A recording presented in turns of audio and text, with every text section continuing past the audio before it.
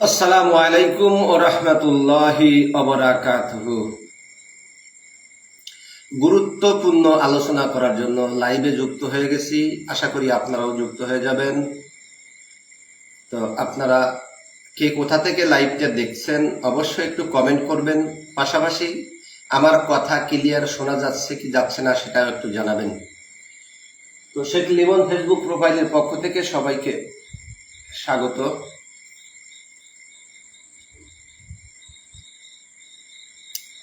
আসসালামু আলাইকুম, কেমন আছেন? ওয়ালাইকুম আসসালাম রাহমাতুল্লাহি ওয়া বারাকাতুহু। আমি ভালো আছি ভাইজান, আপনি কেমন আছেন?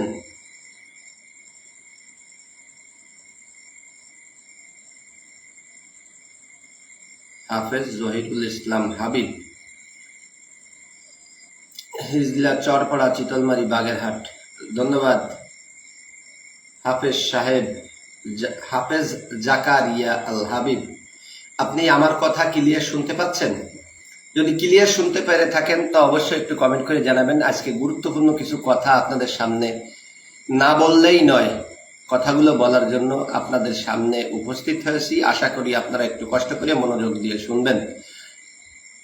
কেমন আছেন বড় ভাই? আলহামদুলিল্লাহ ভালো আছি। আমার কথা কি ক্লিয়ার শুনতে পাচ্ছেন আপনারা? কথা ঠিক মতো শোনা যায়? আমি সৌদি আরব থেকে। ধন্যবাদ। আমার কথা যদি ঠিক মতো শোনা যায় তাহলে মূল কথায় চলে আসি। দেরি না করিয়া কথাগুলো আপনাদের কাছে বলা উচিত আমি মনে করি, এজন্য আমি আপনাদের কাছে কথাগুলো তুলে ধরতেছি। তো অনেকেই কমেন্ট করতেছেন, ধন্যবাদ কমেন্টের জন্য। আশা করি সবাই আমার পাশে থাকবেন। যারা নতুন অবস্থায় আছেন, যারা আমাকে ফলো করেন নাই, অবশ্যই আমার শেখ লিমন প্রোফাইলে একটা ফলো দিয়ে আমার পাশে থাকবেন। আপনাদের সহযোগিতা একান্তভাবে কামনা করছি। ধন্যবাদ। তো মূল কথায় চলে আসি। কয়দিন তো আমরা দেখছি মহাজন নাটক সাজাইছে, পদত্যাগ করবে। কেন পদত্যাগ করবে? বিভিন্ন রাজনৈতিক দল তাকে সহযোগিতা করতেছে না, এজন্য পদত্যাগের যে নাটক সাজাইছিল সে নাটকে মোটামুটি মহাজন সফল হয়েছে। নতুন করে আর একটা নাটক শুরু করছে। সে নাটকটা হচ্ছে জাতীয় সরকার গঠন করবে। যেহেতু বিভিন্ন রাজনৈতিক দল নির্বাচনের তাগিদ দিয়ে আসছিল, এই নির্বাচন যাতে দেওয়া না লাগে, মহাজন নতুন করে জাতীয় সরকারের নাটক শুরু করতে। নাটকটা কিভাবে করছে এখন শোনেন।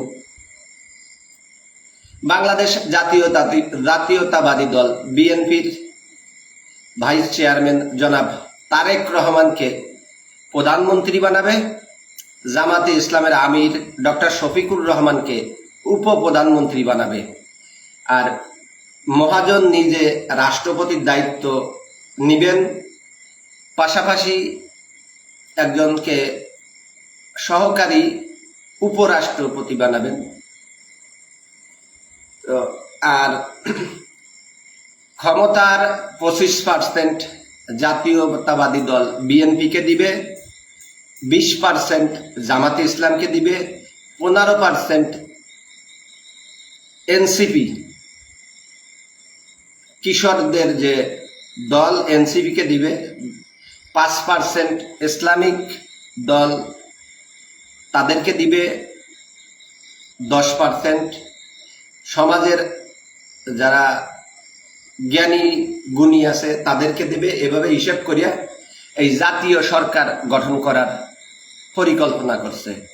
তো আমরা এতদিন জানি যে প্রধানমন্ত্রী হচ্ছে সর্বময় ক্ষমতা অধিকার নিয়ে চলাফেরা করত, যত কাজ যত কিছু সব প্রধানমন্ত্রী করে, রাষ্ট্রপতি শুধু একটা পদ, একটা চেয়ার।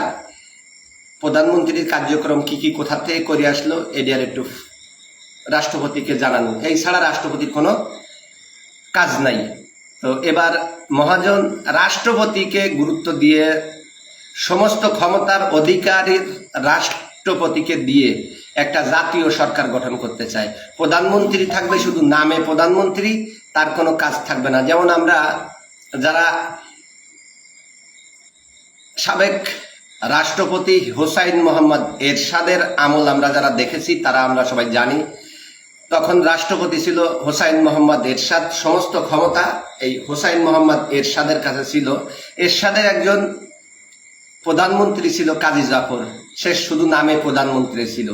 তো এভাবে রাষ্ট্রপতির হাতে ক্ষমতা রেখে একটা জাতীয় সরকার গঠন করতে চায়। এই জাতীয় সরকার গঠন করলে সেই ওই যে নাইয়ের মা সেই বুড়ো বেটি সব ক্ষমতার অধিকারী মহাজনের হাতে থাকবে। তো এইভাবে এই জাতীয় সরকার আপনারা কি চান কি চান না, সবাই এক বাক্যে একটু কমেন্ট করে জানাবেন। আপনারা কি এর পক্ষে না বিপক্ষে? আপনারা কি জাতীয় সরকারকে সমর্থন করেন কি করেন না, একটু কাইন্ডলি কমেন্ট করে জানাবেন। আর বাংলাদেশের বৃহত্তর একটা দল বাংলাদেশ আওয়ামী লীগ, তাদেরকে কোথাও নাই, জাতীয় পার্টিও কোথাও নাই, আর এই আওয়ামী সরকারের পাশে যারা ছিল তাদেরকেও কোথাও রাখে নাই। তো এই যে জাতীয় সরকার গঠন করার যে চিন্তা ভাবনা করছে, এতে কি আপনারা একমত? যদি একমত হয়ে থাকেন তাহলে হ্যাঁ লিখবেন, আর যদি একমত না হন অবশ্যই না লিখবেন। কারণ আপনাদের এই কমেন্টগুলো কিন্তু অতি গুরুত্বপূর্ণ। আপনারা নিজেরা না বুঝলেও এটা কিন্তু অনেক গুরুত্বপূর্ণ। এই কমেন্টগুলো অনেক দায়িত্বশীল ব্যক্তিরা এগুলো নিয়ে পর্যালোচনা করে। এজন্য আপনারা ওইতে যদি আপনারা কমেন্ট করেন, আপনাদের মতামত জানান, কারণ আমাদের সাধারণ জনগণের মতামত ছাড়াই কিন্তু এই ডক্টর মোহাম্মদ ইউনূস এই কাজগুলো করতেছে। অতএব আপনারা একটু আপনাদের কমেন্টগুলো লিখে দিবেন।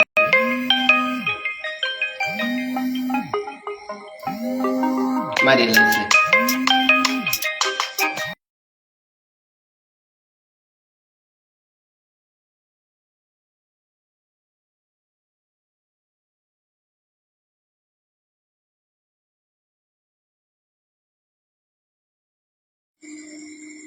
তো যাই হোক, আমার একটা কল ঢুকে গেছিল, এই কলের ভিতরে আপনার সাথে কথা বলছি। আমার কথা কি শুনতে পাচ্ছেন এখন?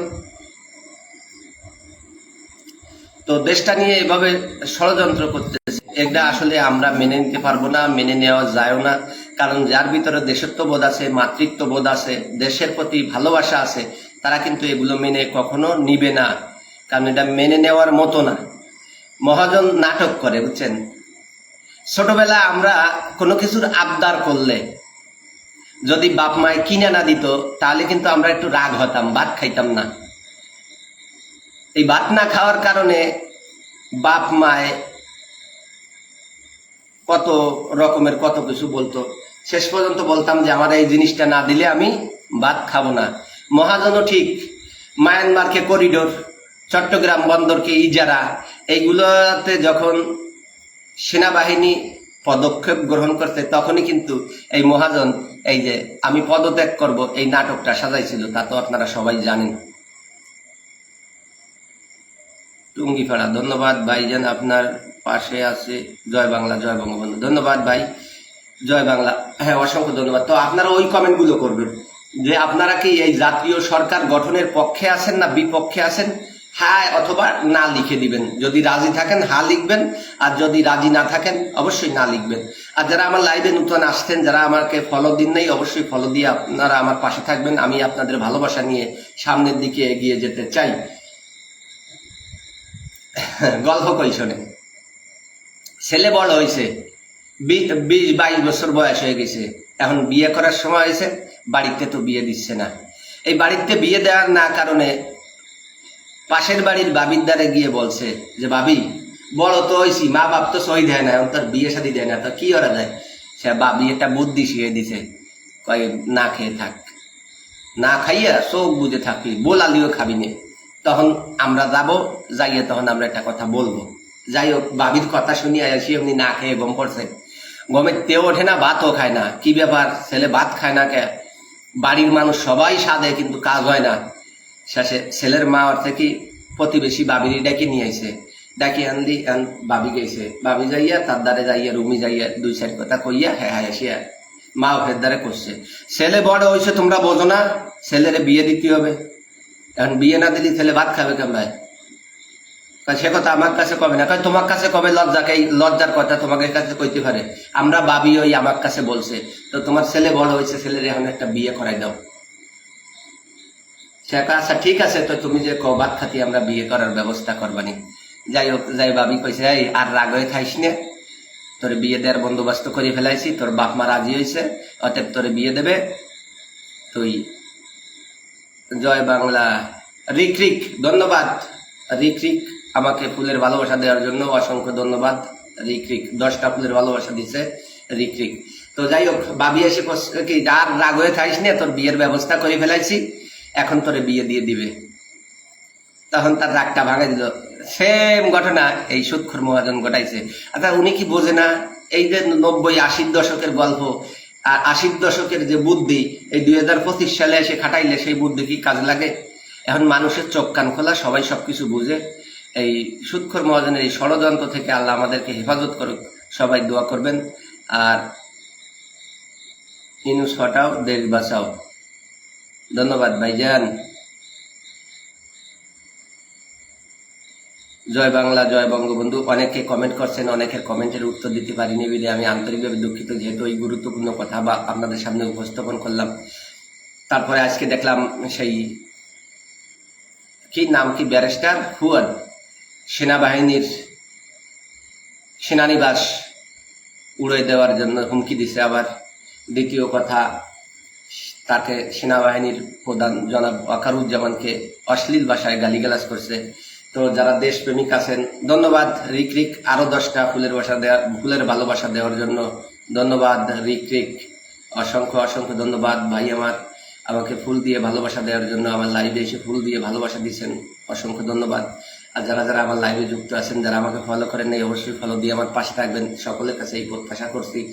তো আমরা যারা দেশকে ভালোবাসি, দেশের মানুষকে ভালোবাসি, সাধারণ জনগণ, আমরা সেনাবাহিনীর পক্ষে থাকব, সেনাবাহিনীকে আমরা সহযোগিতা করব, এই প্রত্যয় কিন্তু আপনাদের কাছে আমি ব্যক্ত করছি। সবাই কি সেনাবাহিনীর পক্ষে আছেন কি আছেন না একটু জানান, আপনারা একটু জানাবেন। আপনারা কি সেনাবাহিনীর দেশপ্রেমিক, সেনাবাহিনীর পক্ষে আছেন কি আছেন না তাও একটু জানাবেন। বস কেমন আছেন? আলহামদুলিল্লাহ রিয়াজ ভাই, আমি ভালো আছি, আপনি কেমন আছেন? নায়ক রিয়াজ, শুভকামনা রইল, অসংখ্য ধন্যবাদ, শুভকামনা। আব্দুর রহিম, জয় বাংলা, জয় বঙ্গবন্ধু, ধন্যবাদ। পঞ্চগড় জেলা থেকে দেখছি, খুব ভালো লাগে আপনার ভিডিওগুলো, অসংখ্য ধন্যবাদ। আমার ভিডিওগুলো আপনারা দেখবেন, আপনাদের সহযোগিতা নিয়ে আমি সামনের দিকে এগিয়ে যেতে চাই। তো আপনারা আমাকে ভালোবাসেন, আপনারা আমার কথা শুনেন, এই জন্য আমি কিন্তু ওই ভিডিওগুলো বানাই। তো আমি কিন্তু ভাই আলতু ফালতু ভিডিও তৈরি করি না, আলতু ফালতু ভিডিও বানাইও না। সময়ের উপযোগী, সময়ের যে কথাগুলো সেই কথাগুলোই নিয়ে আমি ভিডিওগুলো তৈরি করি। আশা করি আপনারা আমাকে আমার ভিডিওগুলো দেখবেন, লাইক কমেন্ট শেয়ার করে দিবেন। আর লাইভটি আপনারা যারা দেখতেছেন, যদি পারেন লাইভটিও শেয়ার করে দিন। ধন্যবাদ রিক রিক ভাই, আমার আরো 10টা ফুলের ভালোবাসা, মোট 30টা ফুলের ভালোবাসা দিয়েছে রিক রিক। তো এভাবে ফুলের ভালোবাসা দিয়ে আমার পাশে আপনারা থাকবেন সেই প্রত্যাশা করছি। কাকা সুন্দর, কি খবর? আমি ইন্ডিয়া থেকে। ধন্যবাদ কাকা, ইন্ডিয়া থেকে লাইভে যুক্ত হওয়ার জন্য অসংখ্য অসংখ্য ধন্যবাদ। তারপরে আর একটা কথা আমি বলি, কেউ কিছু মনে করবেন না, যেটা রাজনৈতিক কথা এটা না বললেই নয়। আমাদের দেশের হুজুররা এতদিন ইসলাম ধর্ম নিয়ে চিল্লাইছে, এবার কি দেখছেন? ঈদের আগেই সে নোটগুলো পাবেন। মসজিদের যে ছবি ছিল 20 টাকার নোটে, 60 গম্বুজ মসজিদের ছবিতে সরিয়ে দিয়ে ওখানে একটা মন্দিরের ছবি দিছে। তাহলে দেখেন এখন মহাজন কি নাটক শুরু করতে, যে হিন্দু সম্প্রদায়ের লোকের দৃষ্টি আকর্ষণ করার জন্য, হিন্দু সম্প্রদায়ের লোকের ভালোবাসা পাবার জন্য 20 টাকার নোটে যে 60 গম্বুজ মসজিদটা ছিল সেই মসজিদটাকে সরিয়ে দিয়ে একটা মন্দিরের ছবি দিছে। 200 টাকার নোটে গির্জার ছবি দিছে, প্যাগোডার ছবি দিছে। এগুলো মুসলমান যারা আছে তারা পকেটে নিয়ে মসজিদে যে নামাজ পড়বে। শুভকামনা রইল, সাবধানে থাকবেন, দোয়া করবেন। আলহামদুলিল্লাহ, আল্লাহ ভরসা, কারণ হায়াতের মালিক আল্লাহ, রিজিকের মালিক আল্লাহ। কারণ আল্লাহ যতদিন হায়াতে রাখছে এতদিন আমি আপনাদের সামনে আসি, থাকবো। আর শেষ রক্ত বিন্দু দিয়ে হলেও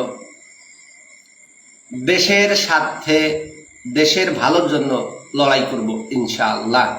আপনারা সবাই আমার জন্য দোয়া করেন। আমি জানি আপনাদের সামনে এভাবে আসতে পারি, আপনাদের সাথে কথা বলতে পারি, আপনাদের সামনে সুন্দর সুন্দর ভিডিও উপহার দিতে পারি, সকলের কাছে এই কামনা করছি। সবাই আমার জন্য দোয়া করবেন, আমিও আপনাদের জন্য দোয়া করি। সোহাগ খান, খালাতো ভাই, কি অবস্থা? তো ভাই কেমন আছেন? আলহামদুলিল্লাহ। জসিম, অসংখ্য ধন্যবাদ। জীবন কুমার রায়, ধন্যবাদ। আসসালামু আলাইকুম, কেমন আছেন আপনি? ধন্যবাদ ভাই, আমি ভালো আছি। ওয়ালাইকুম আসসালাম রহমতুল্লাহি ওয়া বারাকাতুহু। তীব্র নিন্দা ও প্রতিবাদ জানাচ্ছি। ধন্যবাদ, ধন্যবাদ বাতিজা। বুধবার চায়ের দাওয়াত রইল। কোথায়? বুধবার কোথায় গিয়ে চা খাও ভাইজান? কাইয়ুম বিশ্বাস, হ্যাঁ লিমন ভাই, আপনি কেমন আছেন? আলহামদুলিল্লাহ ভাইজান, আমি ভালো আছি। আপনি কেমন আছেন? লিমন ভাই, আমি রংপুর থেকে যুক্ত হয়েছি। অসংখ্য ধন্যবাদ। আল আমিন, রংপুরের। তো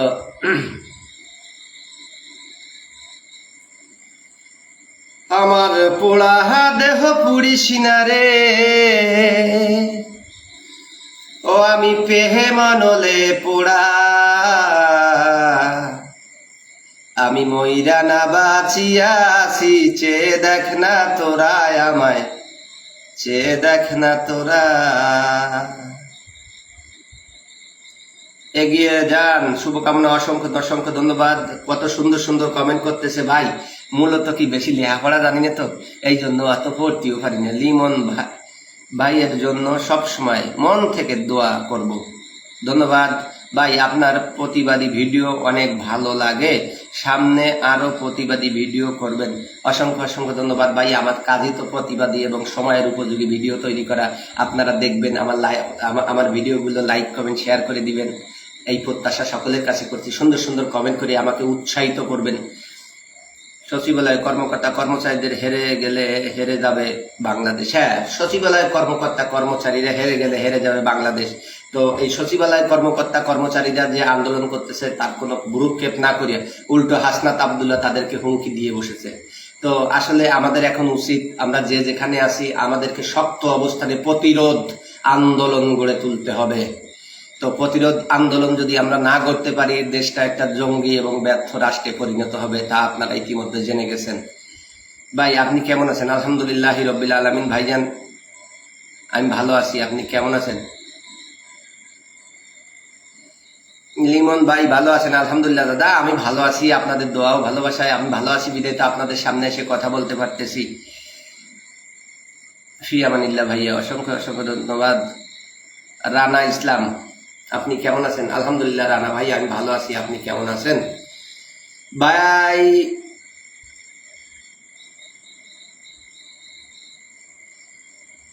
মেম্বার কি লেখছে? মেম্বার লেখছে ভাই কেমন আছেন? ইনশাআল্লাহ জয় সুনিশ্চিত, আওয়ামী লীগের জয়। ধন্যবাদ ভাইজান। মেম্বার সাহেব অসংখ্য ধন্যবাদ সুন্দর কমেন্ট করার জন্য।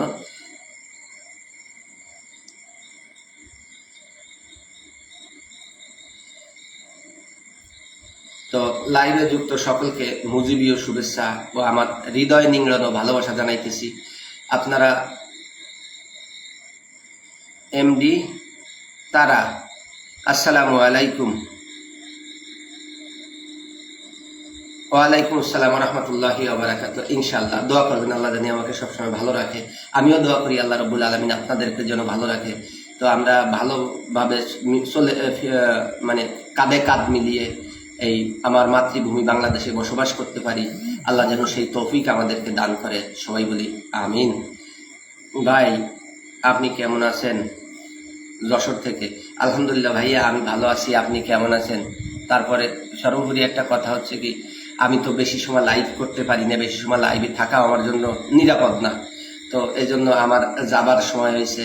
তো যে বিশেষ কথাটা আপনাদের কাছে বলতে আসছিলাম, কথাটা হচ্ছে কি, এই মহাজন জাতীয় সরকার গঠন করার যে চিন্তা ভাবনা করছে, এতে যদি আপনারা রাজি থাকেন অবশ্যই হ্যাঁ লিখবেন, আর যদি রাজি না থাকেন অবশ্যই না লিখবেন। কারণ আপনাদের মতামত কিন্তু অতি গুরুত্বপূর্ণ। জানেন, সাধারণ জনগণের মতের বিরুদ্ধে এই কাজগুলো, এই মহাজন করতেছে, যাতে এই কাজগুলো না করতে পারে আমরা যার যার স্থান থেকে প্রতিবাদ করব। এই জাতীয় সরকার নিয়ে আমি একটা ভিডিও বানাইছি, আপনারা ভিডিওটা একটু মনোযোগ দিয়ে দেখে আসবেন। এটা রিলস ভিডিও, এই ভিডিওটা আপনারা দেখবেন। ওই ভিডিওতে আপনারা আপনাদের মহামূল্যবান কমেন্টগুলো করে আসবেন, আর লাইভ ওই ভিডিওটা আপনার বেশি বেশি প্রচার করবেন, যাতে সারা বাংলাদেশের মানুষ দেখতে পারে, তাদের মতামত যাতে ব্যক্ত করতে পারে। কারণ আপনি যদি ওখানে একটা সুন্দর কমেন্ট করে এসেন, একটু শেয়ার করে এসেন, তাহলে সবাই দেখবে। তো যাই হোক, আমার জরুরি ফোন আসছে, আমি এখন বিদায় নিচ্ছি। সবাই ভালো থাকবেন, সুস্থ থাকবেন। জয় বাংলা, জয় বঙ্গবন্ধু। আল্লাহ হাফেজ।